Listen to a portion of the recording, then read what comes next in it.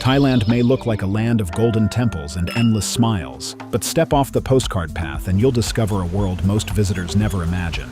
Here, devotion and decadence share the same street, with ancient Buddhist rituals echoing beside strip clubs. It's a place where sin funds charity, and the most powerful people make sure it all keeps running. And when you hear how one massage king openly admitted to paying off police on live TV, you'll be stunned. Month-long investigation at an Aiken massage parlor ends in arrest. An investigation into numerous tips alleging the business was offering sexual services in exchange for payment. Behind the paradise beaches and temples. Over 40 million people arrive in Thailand each year. To put that into perspective, that's nearly half the country's entire population. But not all of them are there for elephant sanctuaries or floating markets. There's another kind of traveler, the seeker of pleasure, of release, of anonymity. And Thailand has quietly, skillfully, and profitably positioned itself as a place where anything goes, as long as you don't say it too loud. From Bangkok's shimmering skyline to Pattaya's sleazy alleys, the country balances a dangerous duality. On one hand, there's devotion and discipline. More than 93% of Thais identify as Buddhist, with daily merit-making rituals baked into everyday life. On the other, there are street girls dancing on bar counters while tourists film them for TikTok. Some call it contradiction. Others say it's Thailand's genius, knowing how to smile through both. What's most shocking is how open it all is, yet how little it's ever acknowledged officially. There are no red light districts in Thailand on paper, but everyone knows where they are. In fact, one of the most visited spots in Bangkok, Soy Cowboy, is named after an African-American cowboy hat-wearing expat who helped launch the area's nightlife boom in the 1970s. Today, it's a neon-drenched strip where reality bends and tourists leave their morals at the door. And that brings us to the real engine of this paradise, the red light reality. Red light reality, the industry that doesn't exist. They say what happens in Vegas stays in Vegas, but what happens in Bangkok? It ends up on Instagram, WhatsApp, and your buddy's private group chat, because Thailand's adult entertainment industry is a full-blown machine, wrapped in just enough mystery to make it all seem spiritual. Let's start with the numbers. According to unofficial estimates, Thailand's adult industry pulls in over $6 billion United States dollars annually. That's more than the entire gross domestic product of some countries. And yet, it technically doesn't exist. Prostitution is illegal in Thailand. But like many things in this country, legality isn't the point. Regulation is about control, not morality. And what better way to control something than to keep it in a legal gray zone? The roots run deep. During the Vietnam War, Thailand became a rest and recreation hub for United States soldiers. American bases were established, and around them grew entire districts of bars, clubs, and service establishments.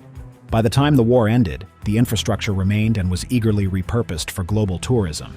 It was during this time that Pattaya exploded into what many now call the adult Disneyland of Asia. Today, walking streets in places like Pattaya, Nana Plaza, or Patpong are like adult carnivals. Pole dancers line up behind glass walls. Bars openly advertise ping-pong shows, which are far from table tennis. Some clubs even display menus of services in 4 or 5 languages, and none of this is in back alleys. It's right there on main roads, with police sometimes standing watch, or even offering directions. What makes Thailand's red light reality so distinct isn't just how widespread it is, but how it's marketed. The line between adult entertainment and tourism has been blurred intentionally. Hotel packages in Pattaya often include free bar vouchers. Travel forums are filled with coded language like girlfriend experience or freelancer-friendly hotels. On dating apps, visitors in Bangkok are routinely approached by women and ladyboys offering full service with price lists attached. Speaking of ladyboys, Thailand is globally known for its transgender community, or Cathys, who are often seen as a third gender. Many work in the adult industry, and some achieve celebrity status. The term ladyboy might sound derogatory elsewhere, but in Thailand, it's often used casually, even in official bar names and advertisements.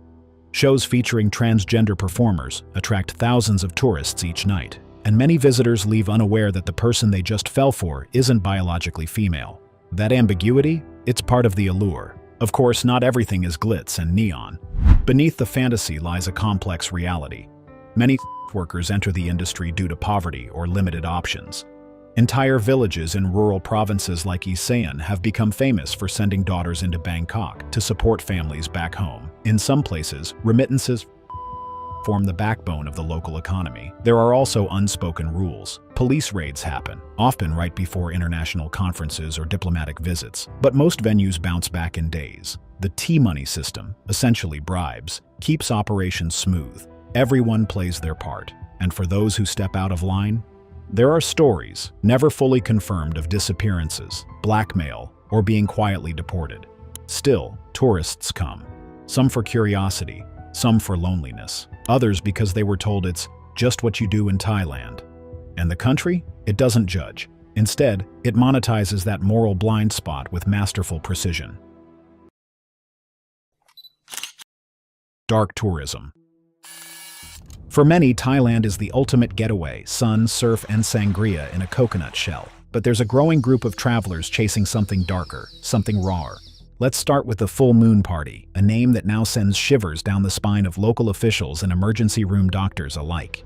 What began as a spiritual beach gathering on Koh Phangan in the late 1980s has mutated into a massive monthly rave that draws up to 30,000 partiers from all over the world. Fire dancers twirl torches, buckets of mystery liquor pass hands, and tourists lose shoes, phones, and sometimes their dignity in the surf. By morning, the same beach is littered with glow sticks, broken glass, and unconscious bodies wrapped in neon paint. In 2018 alone, over 40 tourists died in Koh Phangan-related incidents, ranging from overdoses to fatal scooter crashes post-party.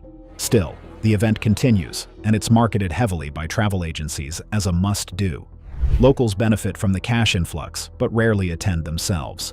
One Thai resident famously called it a Western circus that forgot it's not in Vegas. Then there's Bangkok's underground massage parlors. These places, sometimes disguised as karaoke joints or herbal spas, cater to a different class of clientele: wealthy businessmen, local politicians, and tourists looking for VIP services. Behind frosted glass doors lie catalogs of workers, with services categorized by nationality, skill, and more disturbingly, age range. Many operations are run by syndicates, some are linked to trafficking rings. Yet, the front doors still open every night. Thailand's dark tourism doesn't end there. Some travelers actively seek out off-menu experiences, such as unlicensed in Pai, underground fight clubs in Phuket, or even illegal wildlife cafes in Chiang Rai. In one now-banned venue, tourists could sip coffee while petting endangered tiger cubs sedated with tranquilizers. What makes it all so slippery is that much of this operates in legal gray zones or under the radar entirely. Tourist police exist in Thailand specifically to protect visitors, but they're also there to maintain image control. If a tourist dies under suspicious circumstances, news is often downplayed to avoid impacting the economy. This has led to theories, especially online, that Thailand has developed tourist containment zones, areas where anything goes as long as it doesn't leak to international press. Even more curious is the growing popularity of mystical tourism, trips centered on spirit medium rituals, fortune tellers, or controversial monks who claim to grant luck in love, wealth, or court cases. One famous monk was caught on camera blessing gang members before a major deal, yet he still commands lines of followers at his temple every week. These aren't isolated events. They're part of a carefully managed chaos where tourists are free to indulge but only in designated zones. And should anything go wrong, a fixer appears, fluent in English and apology, ready to make everything quietly disappear for the right price. Who really runs Thailand's sin economy? Thailand's adult industry might look chaotic to outsiders, but behind the scenes lies a highly structured system controlled by an elusive network of untouchables. These are the brokers, syndicates, and local power brokers who manage the shadowy infrastructure of Thailand's sin economy.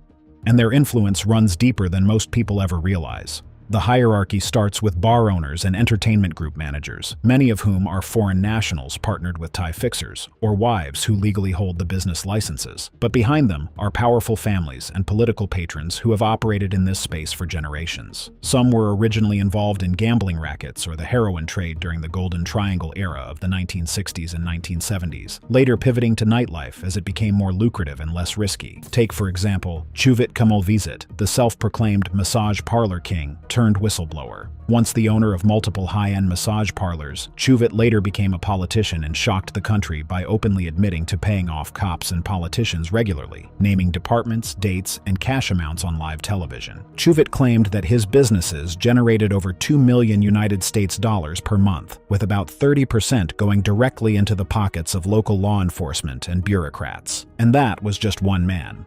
Behind closed doors, many believe there are much larger players still operating today. Then there's the military. Thailand has experienced 13 successful coups since the end of absolute monarchy in 1932, with the military acting as both political stabilizer and economic gatekeeper. It's widely believed, though never officially proven, that high-ranking military and police officers have long held interests in entertainment districts, from Pattaya to Patpong. According to leaked embassy cables published by WikiLeaks, United States diplomats were warned not to interfere or comment on the red light industry, as some venues were directly connected to influential persons. One of the cables even described Thailand's nightlife scene as heavily surveilled but selectively enforced. What's more troubling is how trafficking syndicates operate beneath this elite network.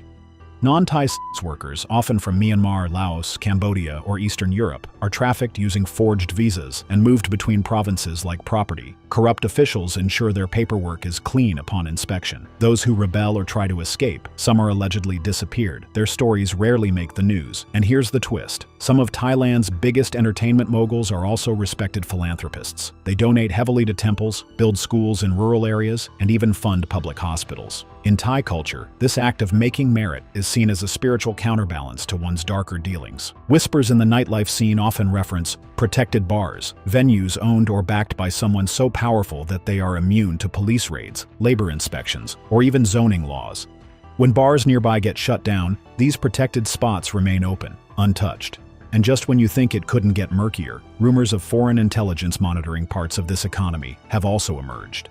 In a rare 2017 case, an international sting revealed that some high-end escort services in Bangkok were funneling cash into crypto wallets tied to organized crime in Hong Kong and Macau.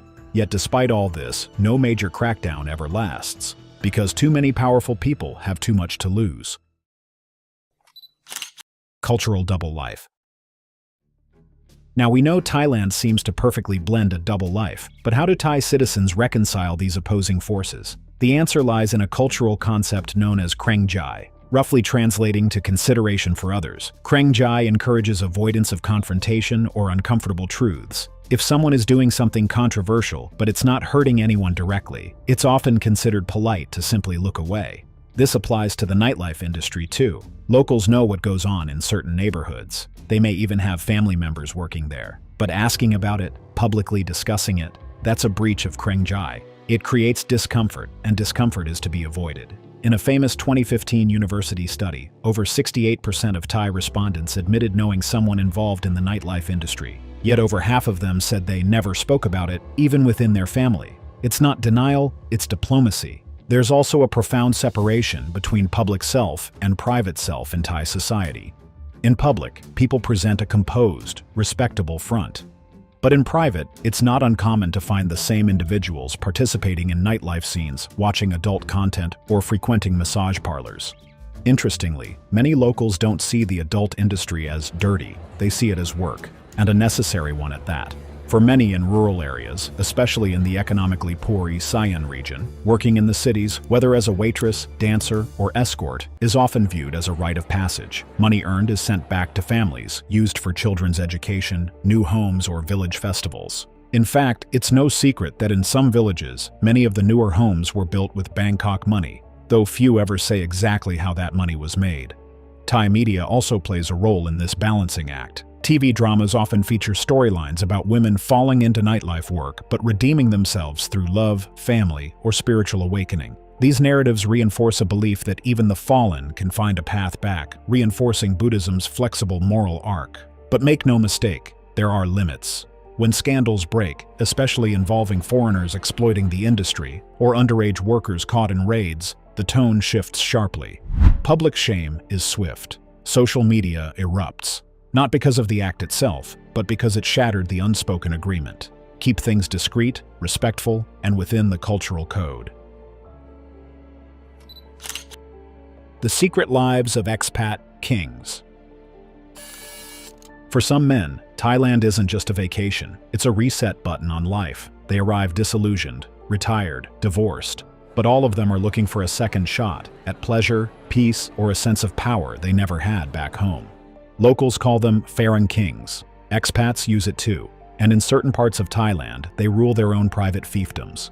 Walk down Soi 6 in Pattaya, and you'll see them. Aging Europeans in sandals and safari hats, flanked by much younger Thai women. Some look like typical sugar daddy arrangements, but some are much more complex. These men fund entire bars, rent villas for small entourages, and sometimes sponsor entire families in the countryside. In exchange, they receive loyalty, romance, and sometimes unquestioned control. In places like Hua Hin, Chiang Mai, and Isan, small foreign communities have sprung up around these men. They form their own circles of influence, trading tips on immigration loopholes, and even organizing private gentlemen's clubs complete with hired translators and house girls. One retired British banker was exposed in 2019 for running a secret training camp for Thai women on how to seduce and manage foreign partners for long-term payouts.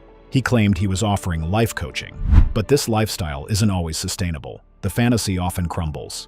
There are countless cases of expats being scammed, poisoned, or disappearing entirely, especially those who flaunt money or behave recklessly. In one case from 2021, a German man living near Koh Samui was found dead in a shallow grave near his villa. Police said it was a robbery, but locals claimed he'd made enemies by trying to poach someone else's stable of girls. His case remains unsolved. Others go broke after falling in love with women who are already married, sometimes to local police officers or gang members. In Thailand, such mistakes aren't just embarrassing, they can be fatal.